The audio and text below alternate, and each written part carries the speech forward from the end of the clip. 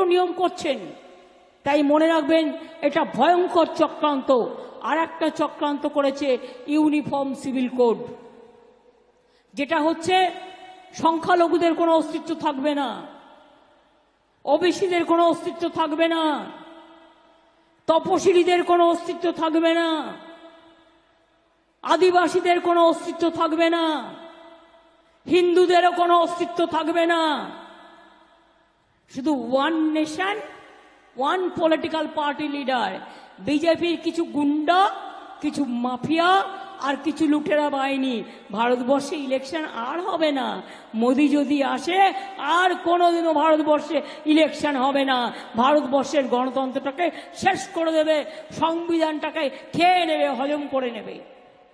ইতিহাস বদলে দিয়েছে, ভূগোল বদলে দিয়েছে, শিক্ষা বদলে দিয়েছে, চরিত্র বদল করে দিয়েছে, আমাদের দেশের সম্প্রীতির কাঠামো চরিত্র বদল করে দিয়েছে। তাই মনে রাখবেন, আর মোদি নয়।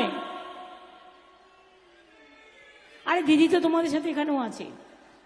আর মোদি নয়। আরে দিদি তো তোমাদের সাথে এখানেও আছে। দিল্লিতেও মোদি নয়।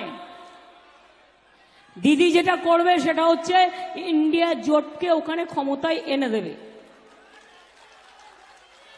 আমরা এখান থেকে হেল্প করব। আমরা সবাইকে একসাথে নিয়ে ইন্ডিয়া জোটই জিতবে। কালকে পর্যন্ত আমাদের কাছে যে হিসেব আছে তাতে ওরা বড়জোর 190 থেকে 195, আর ইন্ডিয়া জোট 315 ইতিমধ্যেই ক্যালকুলেশন করেছে, 3-4টে পার্টি বাদ দিয়ে। এখনো কাজেই মোদি আসছে না। স্লোগান তুলতে হবে, অলি গলি মে শোর হ্যায়, বিজেপি চোর হ্যায়।